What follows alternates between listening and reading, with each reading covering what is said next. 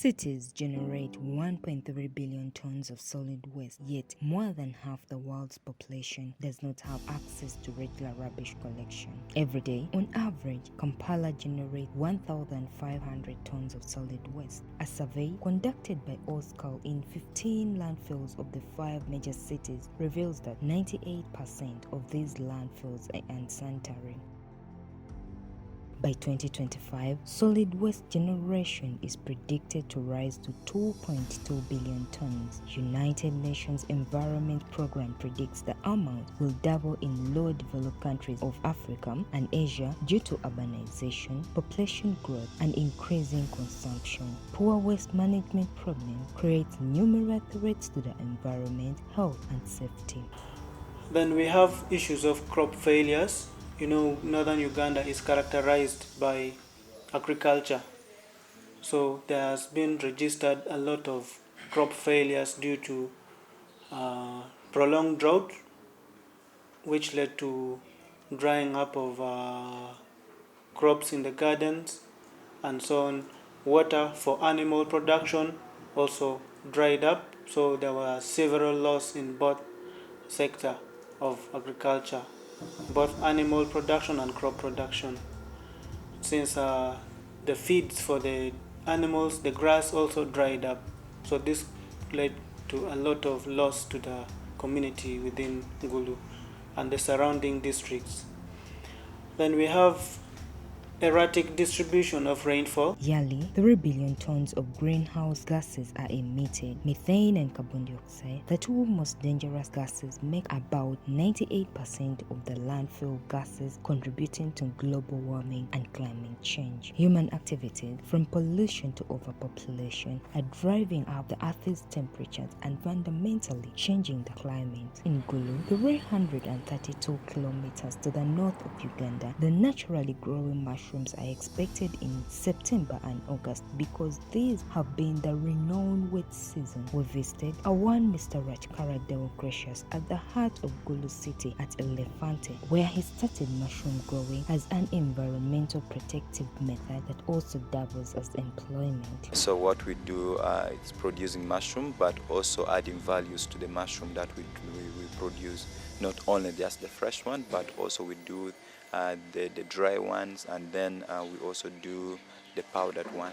Majority of people knows that mushroom grows once a year from the anthill. Mine, I use the method called earth bags method, where the polythene, which could have been dropped or burned and then emitted dangerous carbon dioxide into the space, I collect them and then reuse them, fill them with soil, and then make walls out of them. So like that is what my structure is made out.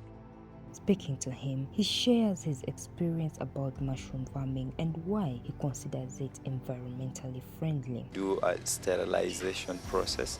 So we sterilize our substrate and then let it colonize, and then after colonizing, we now start watering them. Basically, the whole trend of mushroom production is environmental friendly because most of the things are reusable, especially the substrate. The substrate are the things that mushroom grows on.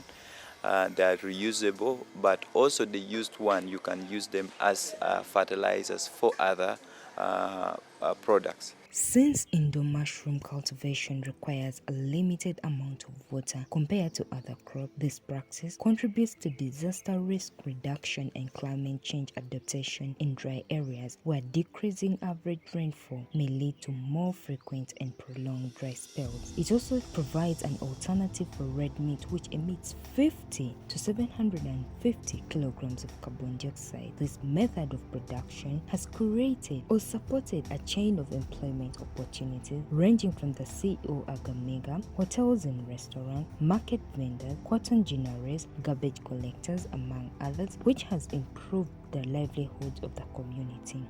They'll give us at 2,000. For us, we sell at 1.5.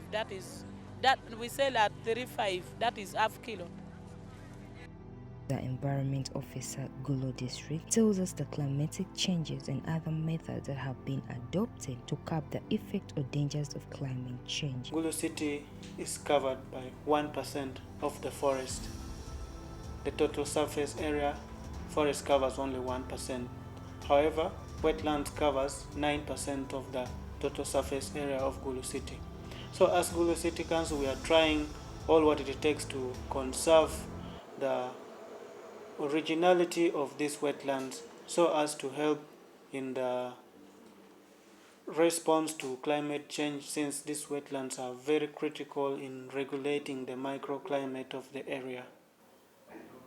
We are also taking initiatives of tree planting, whereby each and every project within the City Council comes along with a component of tree planting, which is envisaged to increase on the forestry cover. The projects at schools, the health centers, and the road projects. According to Uganda's September 2019 biennial update report to the United Nations Framework Convention on Climate Change, the country's climatic mitigation action will have a range of positive human health ecosystem functions. Initiatives is called Making Cities Resilient by 2030. This one is being funded by United Nations Environmental Program. We have just signed up to it. Agamega's innovation is directly contributing to Uganda's commitment to reduce greenhouse gas emissions by 22% by 2030 and global targets. Most people pay little attention to the amount of waste they throw away. By changing the way we view and handle our rubbish every day, we can reduce the amount of waste that enters the landfills by reducing, reusing, and recycling.